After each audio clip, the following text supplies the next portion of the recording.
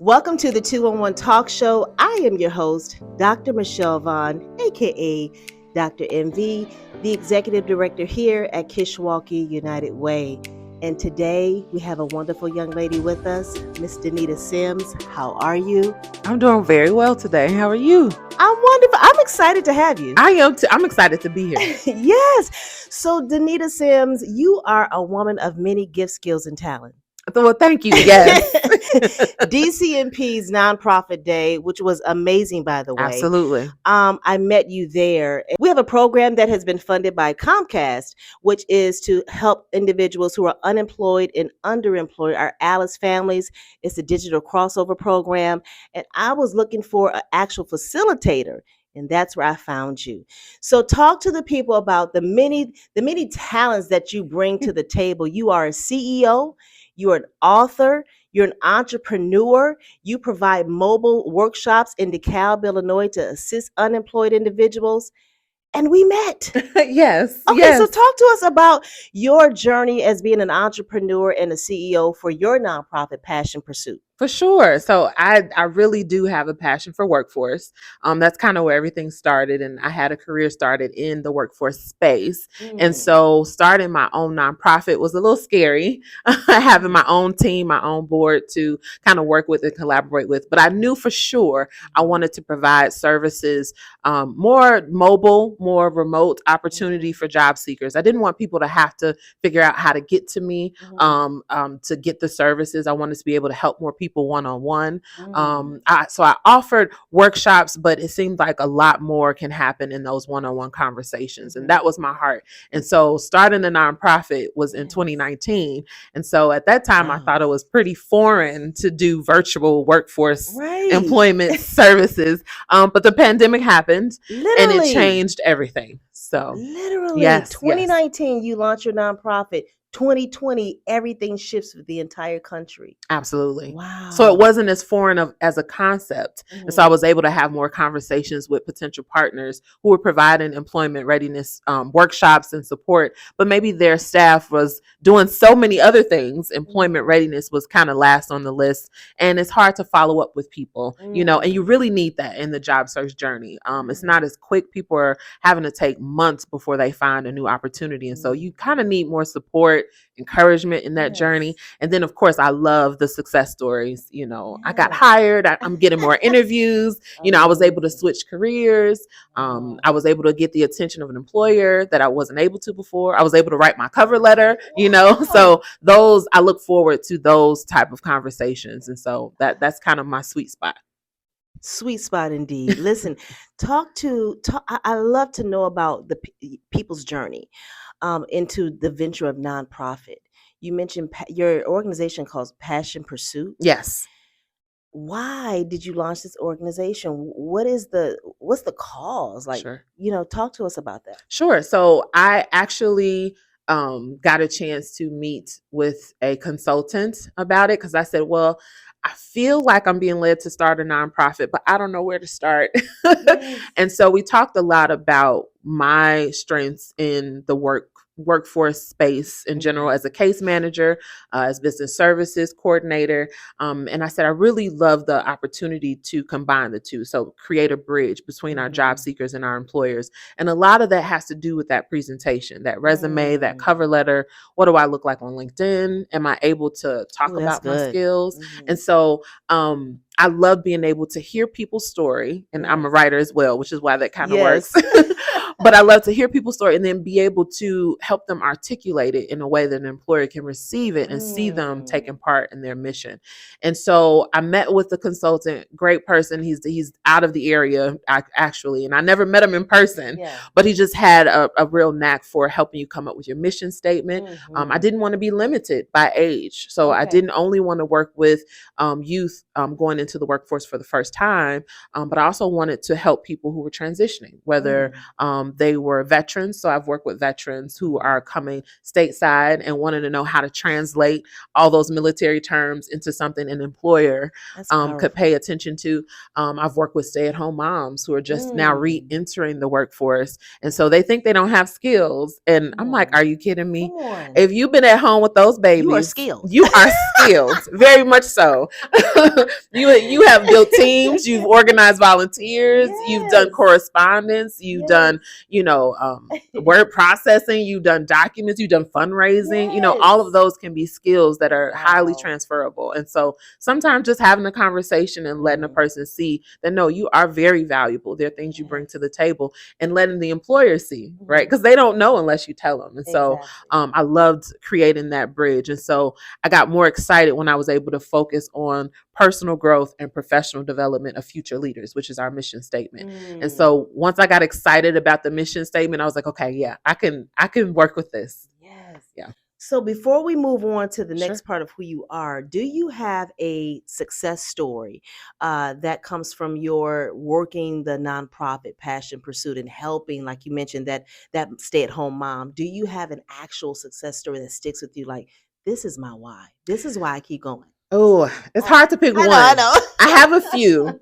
Okay. If I had to pick one, there was a gentleman who just moved to the States. And he's from Africa, and I apologize, I can't remember which country It's right okay. now. But he lives in DeKalb now, Oh, and he has sons in the DeKalb school district. okay. And when we met, it was interesting because he came off as very professional, and Mhm. he and I, connected because back in his home country, he'd worked in workforce. He Mhm. worked specifically with youth for years. And so he helped with employment readiness and things like that. Mm. And so he knew everything I was talking about and the things I was excited about when I explained what my nonprofit did. But Mhm. he had not found employment in this area. Oh. And it's kind of difficult in those situations to help employers understand that these skills are transferable, even though they're in Mm. a different country, in a different Mm. space. And this guy, he was just so on top of it. I mean, we went back and forth with his resume. I said, Yeah. well, let's tweak it like this. And we went over interview questions. We went over Wow. how he might present himself in the cover letter, even the difference in international resumes versus the United States. How do Mm. we, it's Okay. different. It's just a Yeah. different feel. Yeah. And so it took months, but he was able to land a position. He Okay. didn't like it. So Well, he reached back out and asked to transfer to something different. He said, I want more. I want more. yes, I I'm a want more. professional. I'm at a certain level, and I Yes. feel like I deserve more. And I said, I Yes. agree. I agree. And so he was able to find a position in Wow. workforce, in the workforce Mm. space. And he's so excited. I just checked in with him a couple Wow. weeks ago, and he's excited about the opportunity to be able to help more people based on his Mm. skills, even though they were from a different country. So that's probably one of the stories, one of One the, of the many. and he's very grateful as well. So he's Yes. always like, if you need a video or anything, I'm willing to talk. And so that's somebody I met right here in town in DeKalb. And so just to be able to help someone see and fulfill, I their mean, goals. he's a father. He's a father. Wow. And he wants to provide. Absolutely. And you help make that happen. Yes, I did. Kudos to you. Thank you. Thank you. All right, let's transition. Okay. She is also a book author. So you wrote a book. I did. All right. And thank you so much. This is my copy. Yes, it No one is. can have it. No. The book is titled Falling for the Right One: One Woman's Search for Validation, Acceptance, and Identity. What is this about for those who just don't know? Yes. So it is about me. Okay. Shocker. Okay. So and it's really interesting because this book was also published in 2019. I feel like 2019 was a big year for 29, me, the apparently. book, the nonprofit. Yes. Come on. Come on. So it was I'd been writing that book for quite a while and was hesitant on publishing because once you're out there, once your story is out there, especially if it's about you, you're curious about how people might receive it. Mm. And so once I published the book, however, it's a lot about my journey and personal struggles with feelings of rejection Mhm. and how I kind of received different things that happened in my life as rejection, Mm. but how my faith allowed me to see the silver lining. Okay. and move past it, push past it, how to Wow. gain strength around it. There are scripture references in there, my favorite scriptures that help encourage me during times of rejection, times of sadness. Mhm. We just go through things as adults, you We know. do. We do. You grow up, and I know kids. For a lot of my younger clients, I tell them all the time, like, adults are trying to figure it out too. We're still trying to figure Daily. it out. Daily. So we just got some time on you, and Yes. so we can kind of encourage you. And so that book is really about, hey, this is my journey so far. Becoming a single mom was a big part of it. Wow. Knowing that I would have to raise my child, Wow. without the family unit that I really desired initially. Yes. That's a blow. You Mhm. kind of have to mourn this idea of what you expected for your life. Mm. But I saw so much beauty in that journey Mhm. too. My Mhm. daughter's a firecracker. You guys think I do a lot. Wait until this young lady. She's only 8 now, so we got Okay. some All time. right. But she is on her way. Wow. And just how being able to have a small community of people who believe in you. Mm. And what I've been able to appreciate is you come across some people, and there are people who question, what is she doing? She's doing so much. But you also come across people like yourself Uh-oh. who recognize, the good and the Oh jewels yeah. that are in people and organizations. And Yeah. so those type of things just invigorate me. Like, I feel Wow. like I'm good for another 6 months just from having this conversation. Um, Another 6 years, yes, right? hopefully, yes, So, yes. so I like to say that life is a classroom, and if we Mm, pay attention, we will learn a lot. I like that. Right? It Yeah. doesn't matter what age you are, pay attention, and Yes, we will learn a lot. for So sure. let me read to you. This is a quote in the book, Okay. and just speak on it. All Okay. right, you quote, and you put this in bold, so I you think. want me to pay attention. All right, you say, throughout the years, I struggle with accepting femininity, identity, and purpose. There's so, as you mentioned, there's so many other young women who find themselves reviewing themselves in this way in the struggle. Talk to me about, and talk to us about this particular moment when you were writing, and how, if a young lady is in this particular struggle, what would you suggest? How would she begin to see herself and come out of the struggle? Well, that's a good question. I know it's just, we need to have a conference. We do. That would be great. Okay, all right.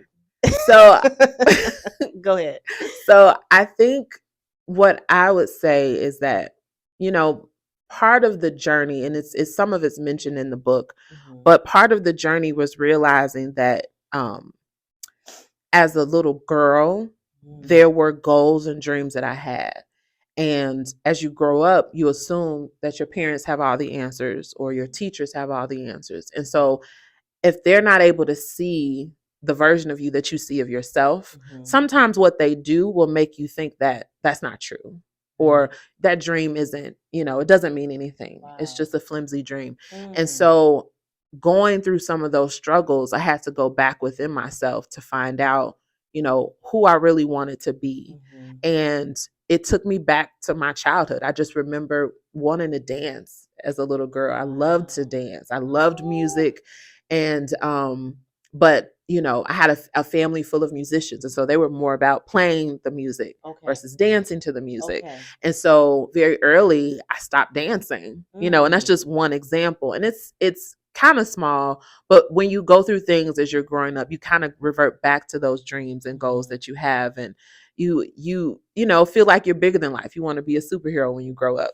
You want to fly when you grow up. Yes. Yes. And so it's somewhere in between where you find out, what, I really do have a desire to dance. But what Mhm. does that look like as an adult? What does Mhm. that look like in my profession? Right.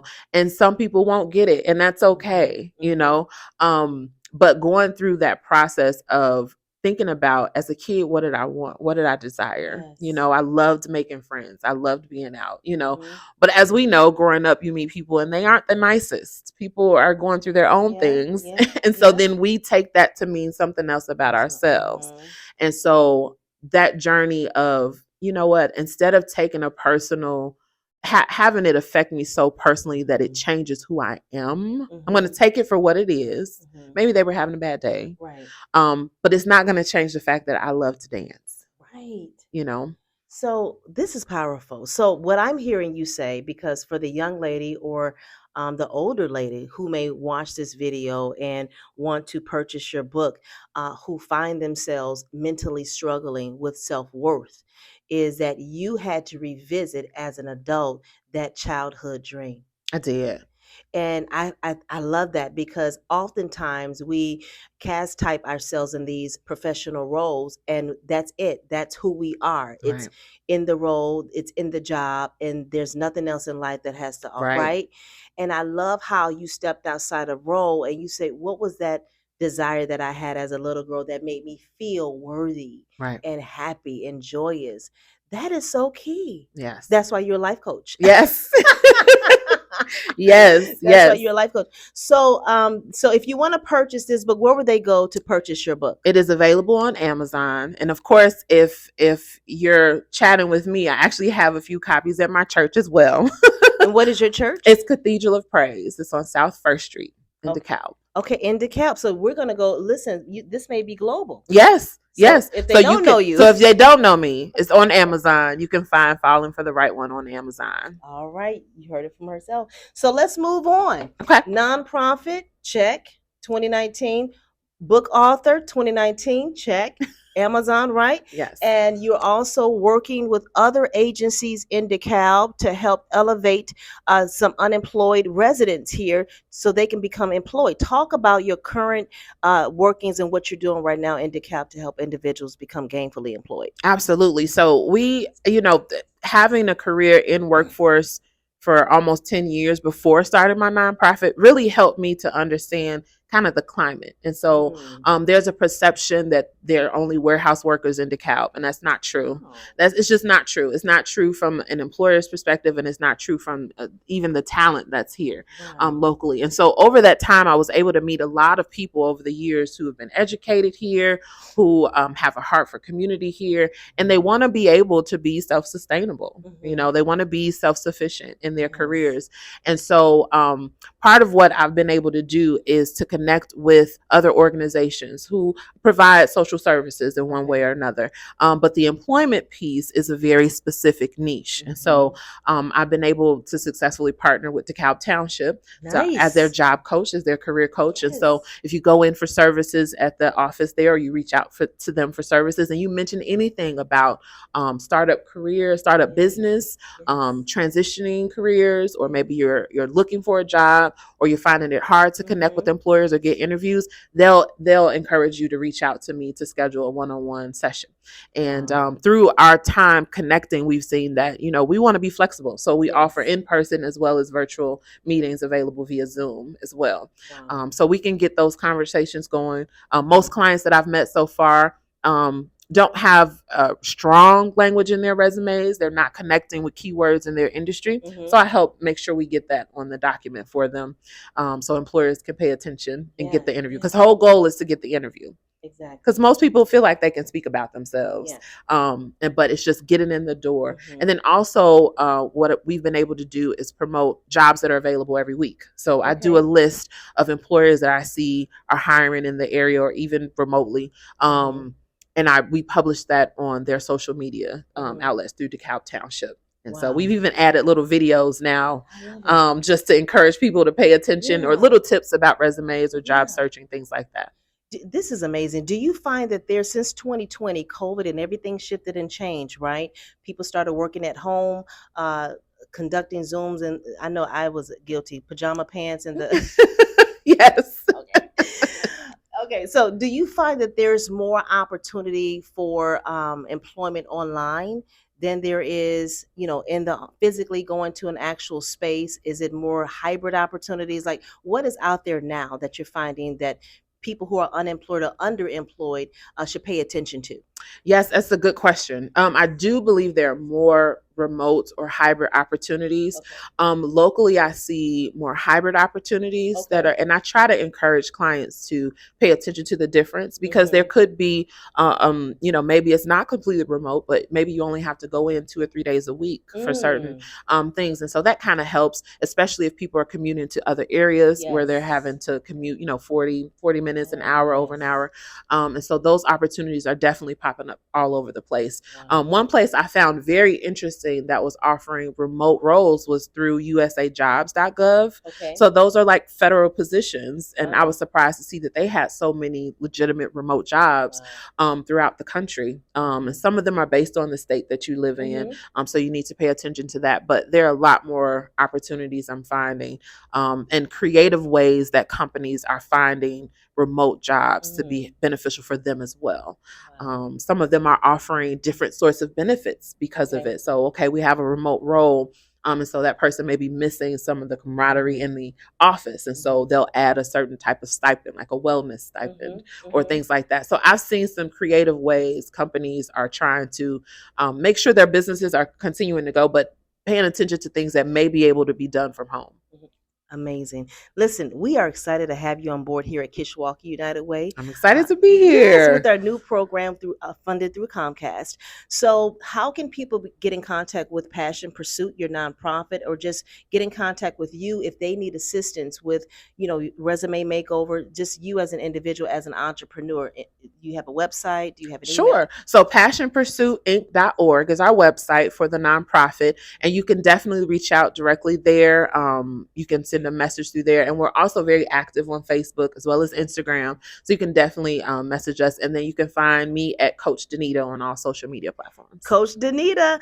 And listen, Coach Danita, we have this actual laptop, one of many. Kishwaukee United Way is funded through Comcast. We have a new program that we're launching starting actually tomorrow's November. Yes, tomorrow. November. It's our digital crossover program. It's 3 different areas that the program will address. Our facilitator, Danita Sims, is going to be rolling out the program. It's going to offer resume and cover letter makeover assistance. It's also going to teach people how to launch their own business from their cell phone.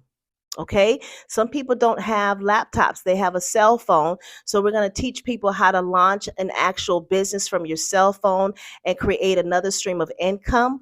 In addition, the third part of the actual digital crossover program is going to assist people on how to actually author their own book and publish it through Amazon as an ebook.